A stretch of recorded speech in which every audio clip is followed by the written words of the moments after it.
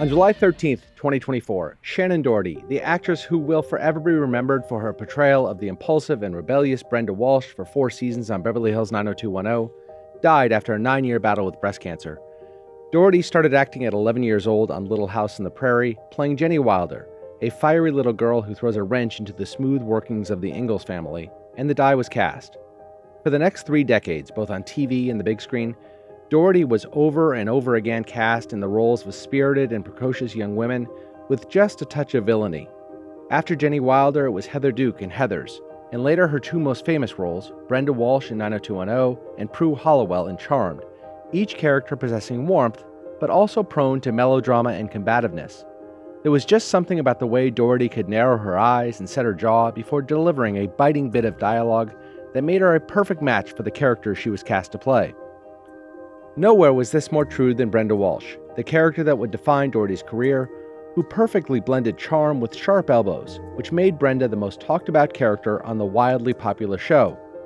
But the sharp elbows didn't just belong to the fictional Brenda. By the beginning of 90210's second season, with it now one of the biggest shows on television, stories emerged of Doherty's on-set behavior, characterized by arguments with her castmates and nastiness to the crew. The stories were sensationalized by the tabloid press, but the show's producers leaned in. Brenda's story arc became interwoven with Doherty's reputation, and both women, the fictional Brenda and the real-life Shannen, were cast in the public's minds as quintessential 90s bad girls, young and headstrong, but with pronounced mean streaks. The show's writers gave Doherty a quiver full of piercing one-liners befitting an angry teenager, not to mention her unofficial motto, "To be a bitch or not to be a bitch, that is the question."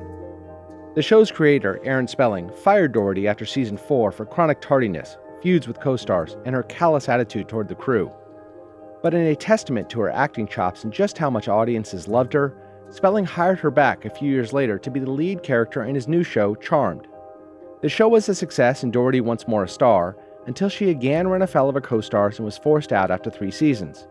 Alyssa Milano reportedly gave producers an ultimatum, her or me, and they chose Milano. After her 2001 departure from Charmed, Doherty worked steadily, but mostly in low-budget TV shows that did little to enhance her career. Doherty fumed, publicly blaming what she perceived as unfair treatment by producers and false accusations by co-stars for her professional malaise. She said, quote, "There was a lot of stuff that was written about me that wasn't true, and it hurt my career. I was young and outspoken, and that was often mistaken for being difficult. It was a learning experience, but it definitely made things harder for me." But when Doherty was diagnosed with cancer in 2015, she dialed back the combativeness and tried to squash her many beefs. She said the quote, "When you get something like cancer, your tolerance for drama is zero. You no longer have time for negativity." Doherty fought her cancer with the same ferocity she had once battled her co-stars. She underwent surgeries, chemotherapy, radiation therapy, and targeted drug therapies, and was open about the side effects she suffered, from chronic fatigue and lymphedema to the loss of her hair and degradation of her skin. At various points during the course of her illness, she lapsed into profound depression. And yet, as late as 2023, when she launched her Let's Be Clear podcast, she was optimistic she would survive and spoke of her newfound appreciation for life's small pleasures. "I'm not ready for pasture," she said. "I've got a lot of life in me. The fear of death is always there. It's a truth you can't escape when you're dealing with something like cancer. You think about it, and it's terrifying. But I've begun to see the small moments that most people don't really see or take for granted. The small things are magnified for me. We have this endless well within us, and it's about continuing to dig in and finding the strength to face adversity." But despite her optimism and her great will to fight, the cancer within her was just too strong.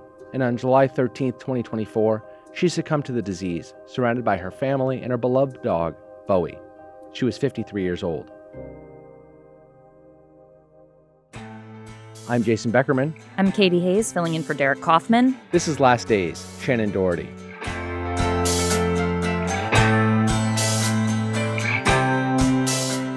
Katie, it is first of all, thank you for being here. Yes, Appreciate thanks for having me. You're a huge fan of Shannen Doherty and a huge fan of 90210. Yeah, I know. biggest fan there is. It's impossible to talk about the passing of Shannen Doherty without mentioning the timing. On any other day, Shannen Doherty's death would have dominated headlines. She was a huge star, and we would have been talking about her death, about the character Brenda Walsh. But July 13th was perhaps the biggest news day, maybe of the last decade or even longer. Yes. Talk about how that day unfolds. Yeah, so that was the day before she died, and the timeline was like this. At 8 a.m. Pacific time, Dr. Ruth died. So that grabbed headlines. It hits the top of TMZ. Yes. I hadn't even woken up yet. By the time I woke up, it had sort of become the story. And that was a big deal. But then just 5 hours later, 1 o'clock Pacific, TMZ broke the story that Richard Simmons died. Even bigger, we have to say, bigger star than Dr. Ruth. Now he has the headlines for a period of time. Yeah, so and Dr. then Ruth, then Richard Simmons. And then the world completely falls apart. Exactly. 2.5 hours later, 3:30 p.m. Pacific, a would-be assassin tried to kill Donald Trump. So he's at his rally, shots are fired, completely dominates the news. All that night, all the next day. So the next day, when news of Shannen's death broke early in the morning on July 14th, it was just completely swallowed by events of Donald Trump's almost assassination. So you had all three deaths, Dr. Ruth, Richard Simmons, and Shannen Doherty. They were all just completely pushed aside. Yeah, overtaken by Trump's assassination, which is sad. It is. I mean, it is what it is, right? Yeah. I mean, these events happen as they happen, obviously, but for the loved ones of Dr. Ruth, she gets pushed aside by Richard Simmons. Yeah. And then Richard Simmons, an enormous star, probably a bigger star than Shannen Doherty, maybe you think. But in any event, he's a big star. And there was a lot of lead up to his death. We've been following Richard Simmons. We had done a lot of documentaries here about him. Mm-hmm. He was an enormous presence for generations of people. And then the Donald Trump thing happens. And then Shannen Doherty, I guess, dies late in the evening on the 13th. We learn about it. The world learns about it on the morning of the 14th, but it was the same day. But at that point, of course, Trump's assassination attempt is everything. It's and it has been everywhere. for the last 2 weeks until maybe Biden stepping aside. But and the most famous example of this, right, is Farrah Fawcett. So when Farrah Fawcett died, Michael Jackson completely overtook her death. Right. He dies a few hours later. And that's become sort of the verb. You've been Farrah Fawcett, which is really probably not appropriate, but not appropriate. But it has, right. But that's what happened to her. And I guess for the loved ones of Shannen Doherty, a big part of her life was not getting the credit that she was due. And we'll talk about why, partially her fault, certainly, but never getting the credit she was due. And I think that she, I guess in death, the same thing happens to her, right? Yeah, and a ton of really nice tributes poured in from, her old co-stars and friends. But yeah, she definitely did not get the news cycle she would have normally gotten had it happened on a different day. So she obviously rubbed a lot of people the wrong way, and she made a lot of enemies during her career. And we'll talk about some she brought a lot on herself. She blamed some other people, but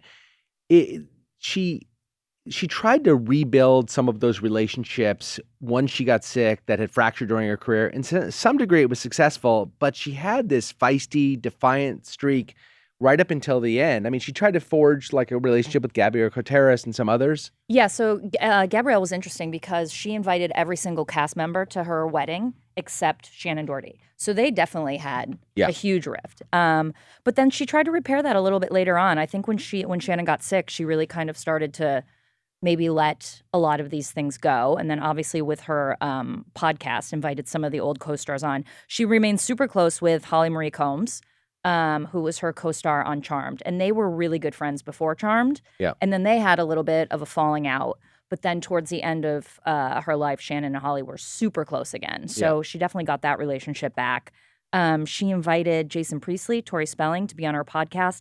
And the podcast with Tori was very interesting because they had definitely mended their relationship, but they got into it on this podcast about they feuded like crazy during when they were filming 90210. Tori Spelling talked about they had lost all relationships. They hated each other, or at least Tori hated. And kind of was blamed. Tori was kind of blamed for Shannen getting fired because Shannen had a giant fight on set, and Tori went to her father, obviously Aaron Spelling, and told him about it, and that's what kind of kicked off all of the cast members going in. It's interesting that I read a lot about Aaron Spelling's decision to get rid of Shannen Doherty, and you don't really know what to believe. I mean, obviously Aaron Spelling's long deceased. Shannen Doherty has her own take on things, but Shannen Doherty was really difficult, but Aaron Spelling was willing to sort of let all this go. He didn't really care. The show, the ratings were killing it. And obviously that's why he invites her back a few years later to do Charmed, because he's like, I don't care. It doesn't bother me that she can be difficult on set. What bothers, and he's not day-to-day producing, he's EPing. What I like is that the ratings are off the charts, and so he keeps inviting her back. But then Tori goes to him and says it's gotten too much. And I think he, or at least his lieutenants, talked to some of the other cast members and the crew, because she was apparently, which is inexcusable, to be difficult to the crew, right? It's one thing to bitch out Luke. Right. Perry. Well, she had on this podcast with Tori an interesting angle on how she actually treated the crew well and would fight with the cast about how they weren't treating the crew well. So she kind of tried to parry that back a little bit. Doherty has this touch of narcissism within her for sure. And one of the things was that Shannen Doherty, all the cast members had been sort of a collective, and they had done all these magazine covers together, and they had done, the various news magazine television shows together. And all of a sudden, Shannen, without telling anybody, shows up on the cover of Rolling Stone. And Shannon's point is, hey, I got invited to do Rolling Stone. It's not my obligation to get you guys on too. They wanted me. And the rest of the cast was pretty put off by it because I guess they had said that they forewent certain opportunities in order to include Shannen. But right. Well, Shannen said, you're out of your mind if you think I'm turning down Rolling Stone. Right, She said, I'm never turning down Rolling Stone, and I'll do any promotion or publicity that Fox wants me to do for the show. So she did have this, But I think, didn't Luke Perry and Jason Priestley do the cover of Rolling Stone with her? And so her point was the guys didn't get it. The whole cast came in to yell at her about it. Right. But no one bothered the men. And Yeah, so that's kind of always been her narrative of like, hey, look, I'm outspoken. I disrupt things, but nobody says anything about it to the men.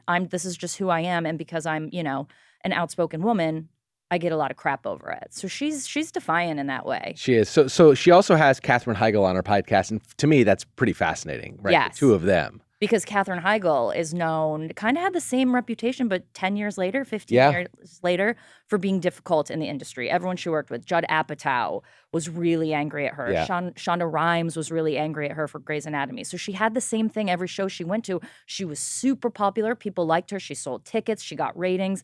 But everyone in her wake kind of went, man, she's difficult. To me, they're almost exact parallels. And they actually, so Katherine Heigl goes on Shannen Doherty's podcast, and they're talking about this. This is 2023. So this is years after both of them had their difficulties with their on-set folks. But they talk about the fact that the parallels between them, they were both the most well-respected actors in their respective shows. Katherine Heigl got an Emmy nom. I mean, 90210 is not the kind of show that's going to get Emmy noms. So, I would disagree with but say. Shannen Doherty is really well-respected as an actor in that show, in that ensemble, more so than the other actors. Katherine Heigl as well. But they were both difficult to work with. Their fellow sort of cast members kind of, nudge them out. Katherine Heigl gets fired. Shannen Doherty gets fired.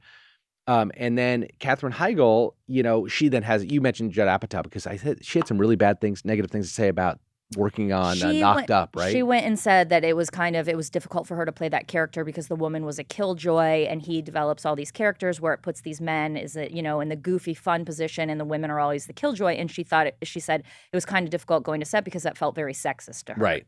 And Judd Apatow did not like that because this was during press when they were trying to promote the movie. She's trying to promote the movie, and she says, yes. So Judd Apatow was fuming, and then same thing with Grey's Anatomy. They wrote her all of this whole season, and then she turned it down and was basically like, I don't deserve this because the material wasn't good for me. Yes, I guess she did not submit her name for the Emmys that year, which is a huge show and she had won the year before or something, and so she just doesn't submit her name. And when they say, hey, you didn't submit, she goes, yeah, because the material wasn't good enough to support my career. And which is such a shot to your writers. You can't do that to your co-stars. Whole team. It's one thing to bring yourself down or whatever, but to go after Apatow like that is really, the most powerful guy in comedic movie making, and you go after him pretty hard. Yeah. But both of them said, look, we were strong women. We stood up for ourselves. We paid the price with our careers. Men who are difficult don't pay that price. And there's some truth to that. Men can get away with stuff that women just can't. Right. Robert Pattinson, when he was promoting Twilight, was like not into it and was like, I wish I had never taken this movie role. And his career never suffered after that. Never. He's Batman. Mark Hamill on the last Star Wars was like, no, I'm not into it. And so it does happen. So they do have a point. Yeah, there is a point there. But you can't deny the fact that both of them, let's talk about Shannen in particular. She was never on a show where there weren't problems. She did Mallrats, a Kevin Smith movie. The movie was one of the big flops ever. It cost tens of millions of dollars to make. It made like $3 million box office. But she comes out of that and she just starts really going at the movie and Kevin Smith and saying that her performance is the only thing that saved it. It was just really unfortunate.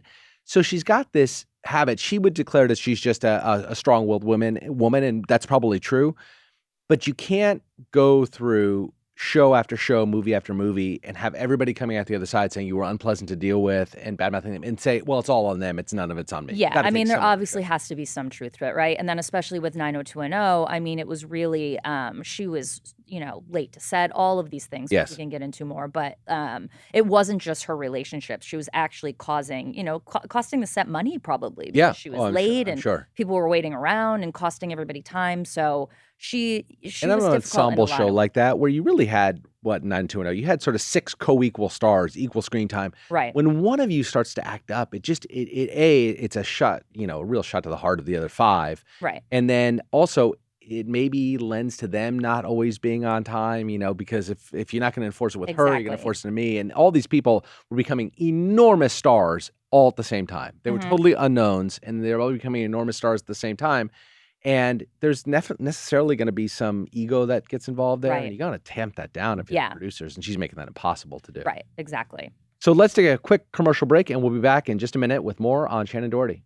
So Katherine Heigl spoke glowingly about Shannen Doherty upon her death, as did several of Doherty's former co-stars and famous friends. So Rose McGowan, who was actually her replacement on Charmed, called her a warrior. Brian Austin Green and Ian Ziering talked about their profound sadness at the news of her death.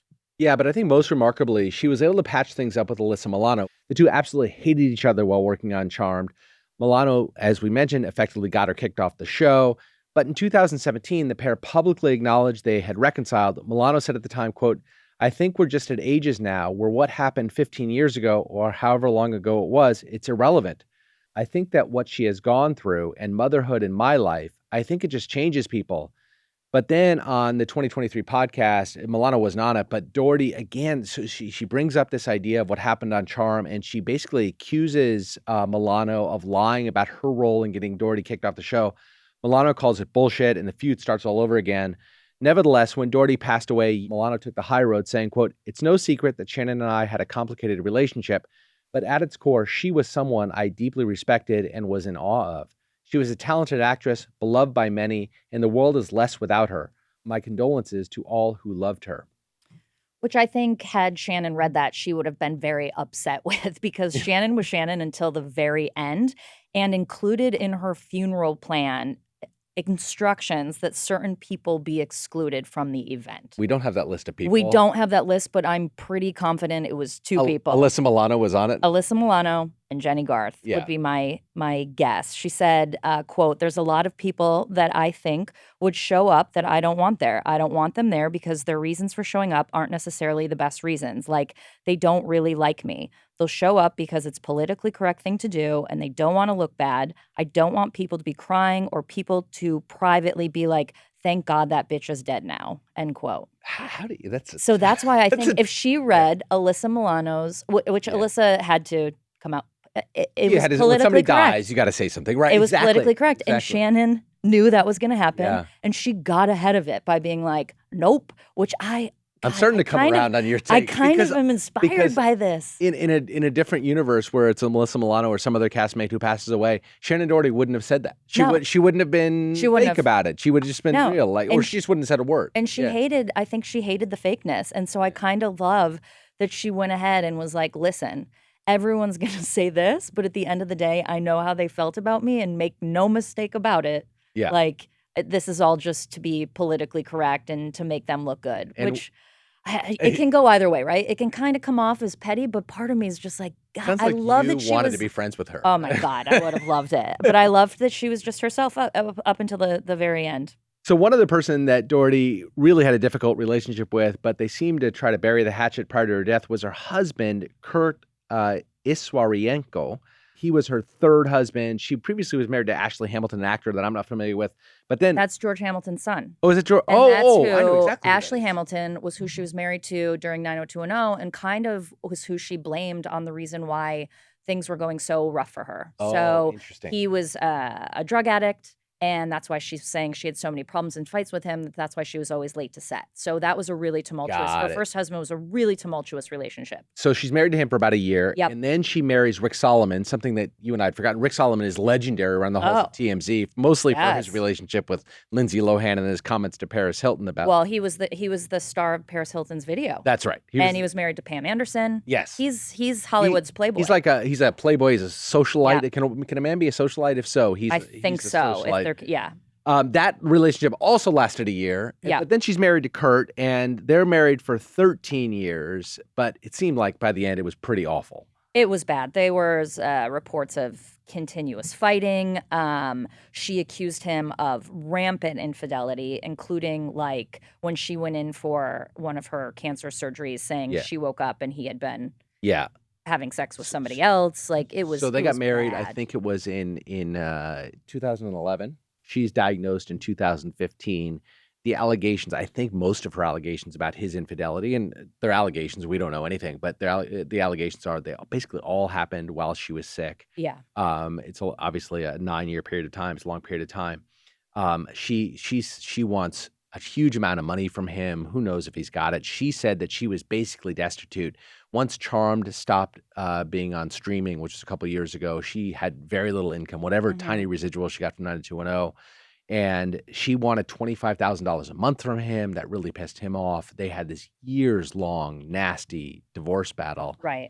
But they seemed maybe to have reconciled in the last days or so. Yeah, I mean, they were really hating on each other, and then the day before she died, they settled their divorce, right? She signed a default or uncontested dissolution of their marriage, and then he countersigned just hours. Like literally, she's on her deathbed. They signed. Right. Basically, they agreed to go their separate ways, which I'm sure was to the benefit of her heirs, and her heirs would be, I don't think she had any kids, so it would be her sister and Right. and the whole thing, and it would have gone to them as opposed to him being able to fight If they were probate. still married. Yeah, If they I were was still trying to married. figure all that out. Right. So they dissolved it. She agreed to waive spousal support, which is why then Yes. he was able to countersign, and I'm sure it had something to do with her estate. Yes, Right. exactly. Right. Just walking away. I mean, Mhm. again, if you believe what she said, she really didn't have much, but I think that it's so nasty. They finally were able on her deathbed to go their separate ways. It's pretty unimaginable to be tidying up your affairs while you're in a deathbed, but Yeah. they'd got to that point. I mean, divorces can be nasty, and this one Right. It apparently was probably nasty. actually a nice, just kind of like, this is it. This is the end to tie Yeah. all that up. Exactly. Obviously, Doherty was at the center of so much drama in both her professional and personal life, but all the talk about this can cloud what an enormous TV star she was for a period of time. 90210 was just so culturally impactful, and she was really at the center of it. This was the biggest thing It of was. all time. And It it was. was crazy. The first season ran for 22 episodes, and then there were 28 episodes in the second season, 30 in the third, and 32 in the fourth until she left, which Can't is get out of my head crazy. around 32 episodes. 32 Hour-long because- drama. Yeah, because typically now long dramas today run around 8 to 10 episodes per season. So, and they always have these big breaks in between Yeah. the seasons now. So this show was doing like new hour-long content most of the year. So that means it's just taxing on everybody, taxing on the actors. They're spending all this time together, these huge stars, and they're all so young. And it's Yes. kind of all their first like really big encounter with this just massive. I mean, this show was basically massive overnight. It just launched all of their careers into superstardom. It was the most important pop culture event of its sort of a 4-year arc during the time when Shannon was on. It sort of then ran its course, right, as these shows do. But during that 4 years, it was an enormous pop culture sort of water cooler moment. But also by being on television, I think for most of the year, right, 32 weeks, you're basically taking the summers off. I think the stars became bigger than television stars can today, just because Right. in your home every single night. It's appointment viewing. There was no recording, no watching it later on. You watched it at the time. You came in on, I forgot what night of the week it was on, but you came in Wednesday, I Wednesdays, believe. Thursdays. It's all you talked about Melrose was Place what right happened. after. Oh, there you go. Mhm. God, you And they right in your tackled wheelhouse. really tough issues that people weren't really tackling at the time. Brenda thought she was pregnant in an episode. Yep. Kelly had an absentee dad we had to deal with. Yeah. Then obviously the most infamous love triangle of all time, Yeah. Brenda, Dylan, and Kelly. Well, it's the Kelly and Dylan relationship that Brenda was constantly trying to hone in I mean, on. we've fought about this, so I guess we'll fight about it now. But because Jason at one point called Brenda the third wheel, which I Yeah. have a huge problem with because it was always Dylan and Brenda. And then Kelly came into the picture. Well, as and you pointed then- out, though, Kelly dated Dylan first. Kelly dated, I think they hooked up like before Yeah, then Brenda moved Brenda to town. comes and steals her from Kelly, and then Disagree. Brenda goes away for the summer, and Dylan and Kelly are together. It's hard to steal someone when they're your soulmate, Jason, which Brenda and Dylan were. Like, gross. But that's how big it is. I mean, Yeah. I could talk about this. I could talk about this for 3 hours. I mean, it's Yeah. still It's huge. Yeah, it was, and it remains a cultural touchstone. My kids have now watched it on streaming, 90210. It is still an enormous, and it's also like saying 90210 is a descriptor for a lot of things. You know exactly what you mean when you're talking about a TV show that's like 90210, or in the zip code itself, 90210. Yeah. Houses are more, because of the show, true story, houses are more valuable in the 90210 zip code than they were before compared to those zip codes outside. And people will pay extra to be within the zip code because it's so ubiquitous. Fascinating. Up until a week or two before she died, there was some hope that Shannen might be able to survive. However, it quickly became evident that that wouldn't be the case. Doherty's doctor, Lawrence Pyro, told People magazine, things turned much more difficult in the last couple of weeks, and that's when it became clear that it was headed in a different direction.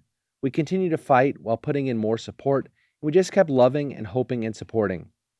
Pyro continued, the room was surrounded by a select group of friends that were giving her a lot of care and support. It was somber and sad, but beautiful and loving. Doherty had this tremendous love for life. It was inspired by a love for people and a love for being treated well. And I think that grew out of being in the public eye from a very young age and feeling misunderstood most of her life. She would want us to live our lives as strongly as we can, committed to our convictions, and to not allow others to label you or to misrepresent you and stop you from living your best life.